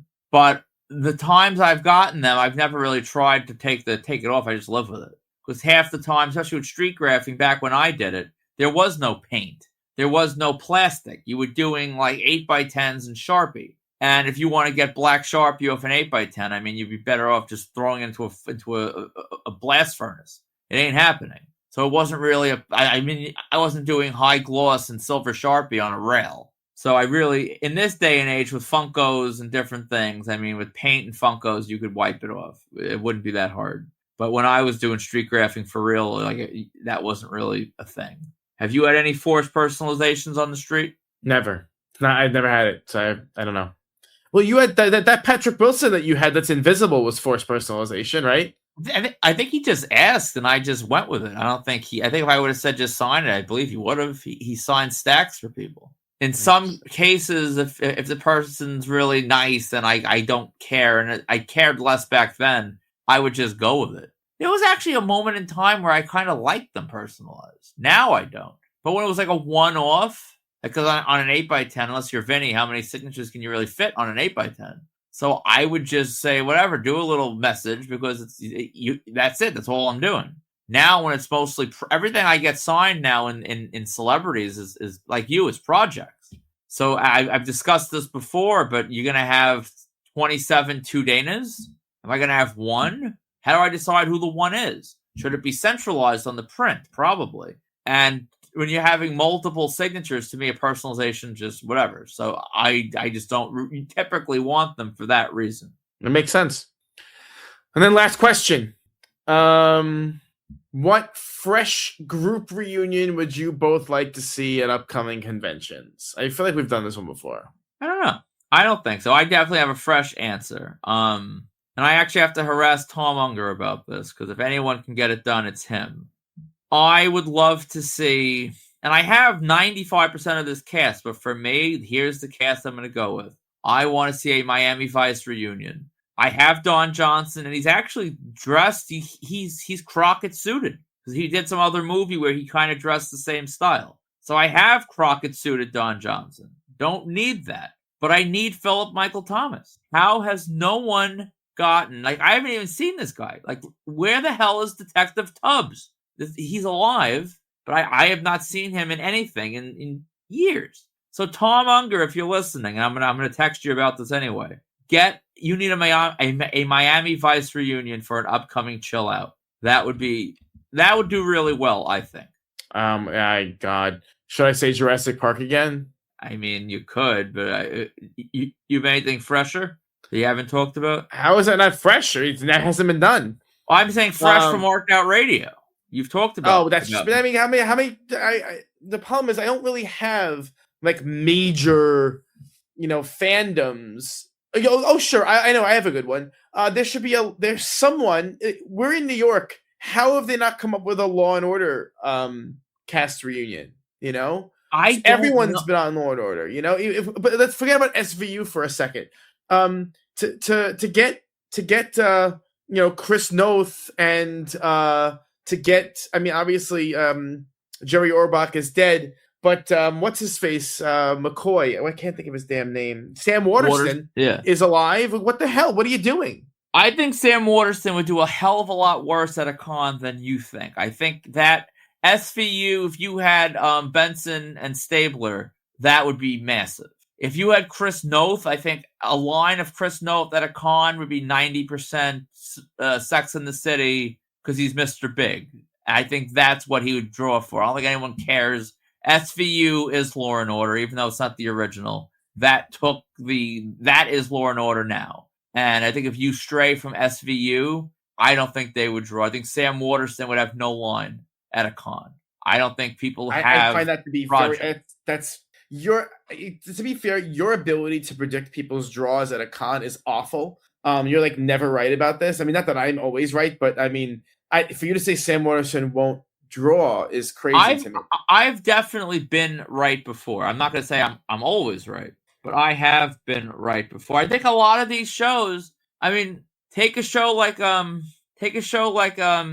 NCIS. Do you think Mark Harmon, like NCIS, over 400 episodes? Do you think Mark Harmon would really do gangbuster business? I don't know. These are shows that don't appeal to the Comic-Con audience. I don't know if there's many people that go to Comic-Con that love the courtroom procedural of Law and Order, the original. Like, I don't know. They have fans in the world. Obviously, a lot. These shows are decades old. Chiller Theater was based on Chiller Theater was formed on the backs of like Gilligan's Island and stuff like that, right? I mean, how do you even?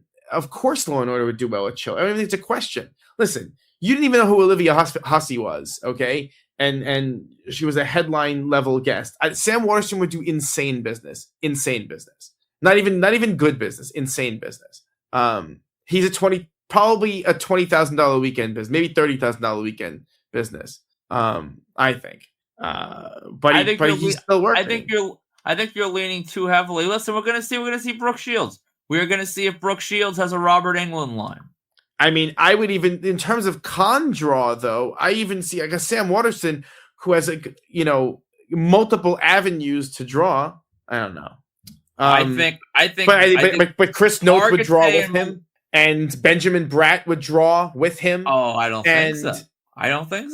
I think maybe I am. I think you're overestimating these cons. The people, the products they like, the vehicles they like. It's different. I don't know. What are you going to get signed? You going to start a Law and Order project with Sam Waterston? You're going to get an 8x10, a headshot of him staring. I have my Law and Order coffee table book. How you have that? How many people have that at these cons? I mean, a lot.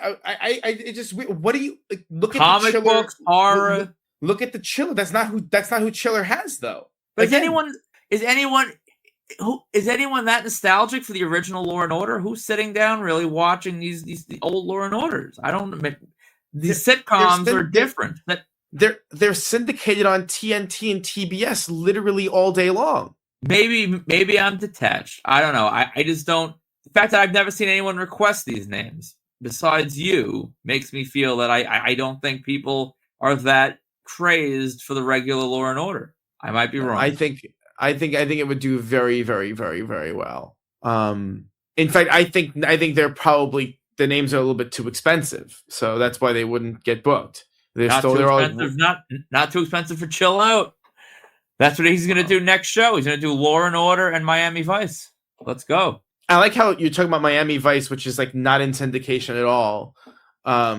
Would do better than a show that's still in syndication now. Like, it doesn't make sense. Don Johnson would outdraw Sam Waterston. I will bet anything on that. Oh, I mean, I think that's probably true. Don Johnson was a bigger name for a longer period of time. Yes, but I as a group, as a reunion, I don't think it's close. SVU would do crazy business. Beyond that, yeah. I think they both. I mean, again, the regular Law and Order is still on cable all day. So that's not for no reason. That's what TNT is, basically. In any case, that is my answer that you tried to crap all over. I did. Is Law and Order. Great question, Nikki. I don't know if it is. I mean, the only solace I will take is that you have zero chance of getting your Miami Vice reunion to actually occur. So you have less than zero. How much longer is Sam Waterston going to live? Probably longer than Don Johnson, truthfully. I don't need Don Johnson. I need Tubbs. I mean, Tubbs, Lord knows. Isn't Tubbs in a wheelchair? Is he? I just made that up. I have no idea. What's going on? I don't even know what's going on with him. Where is he? He did a voice work on Grand Theft Auto 22 years ago. That's the last thing he has. Philip Michael Thomas. He's 76. That's prime age right there for Tom Unger to get him. Come on, Tom. Or listen, if Chiller wants to show that they can hang with Chill Out, get Philip Michael Thomas. I am willing to goad anyone into doing this. I got to complete my Miami Vice photo op collection. All right. What else do we have here? I think that that's it for listener questions. So what do we at? Oh, yeah. What's coming up for us? 2 Chainz, is that still happening, or is he dead? 2 Chainz is happening Tuesday night. I will be in Union Square, probably standing under an umbrella in the rain. It's looking a little wet that night. I will be there. I'm excited. All right, so there's still time for an Ebola outbreak to wipe out 2 Chainz. Okay. You never know. What do we have after that? Next weekend is Monster Mania. And of course, for Monster Mania, we will be having our first ever Sharpie social. It's at, 6 p.m. or 5 p.m.? Hold on. We got to give the accurate information for the social affair of, the day. For sure. I'm not going to say of the week because there might be some other good stuff happening, but certainly of the day. It is March 7th at 5 p.m. at the Silver Diner on 2131 New Jersey Route 38, Cherry Hill, New Jersey. Listen, you can't just show up. You got to RSVP somehow. You got to give us a shout. You got to send us a telegram. I don't. I mean, lots of people saying it was a good idea. Lots of people said they would like to come, but no one has committed to coming. Yeah. So you got to commit. Listen, so we can give an accurate number here. If we have weak, commitments, I mean, it's whatever. And I understand that you have to be in town still at 5 o'clock. You got to be going to the con on that day. There's a lot of variables there. It's a lot easier, I think, to do on a one-day con because everyone's there at the same time. But if you want to be a part of it, and again, keep in mind, we are providing nothing but judgment and banter. You have to buy your own food. Class 316 said if he comes, he ain't buying food. He's just going to loiter in the diner and sit with us, which is, I guess, fine. But and we are going to be doing Sharpie socials. We're going to be doing a Monroeville Sharpie social. We're going to be doing a Chiller Sharpie social. We are going to be socializing all over the Northeast. If you want to come out, if you want to, throw French fries at us, we will be there. But we have to definitely, just make sure you RSVP so we have a head count. Please do. Then of course, Steel City will be there. We probably should book our hotel now. Right? Yeah, I don't know what we're waiting for at this point. Unless they lose half the lineup. Well, last time we booked the wrong hotel and it was a little bit of a fiasco, so let's fix that. Yeah. Yeah, we'll be at big event, of course. I'll be there later in the day. You'll be there the whole day. As of now, at this point, I think we can confirm we will not have a table at big event. No table at big event. I apologize for those who were looking forward to hanging out at the marked out table, but the universe had other plans, and the boys are unable to make that commitment, and I understand why. Even though, and I will throw out what we're doing, because to me, the big event would be the perfect show for a Sharpie social. Because I bet we have more engaged regular listeners at that con than any other. And it's a one-day thing. We're all in the same place. It's a natural time for a Sharpie social.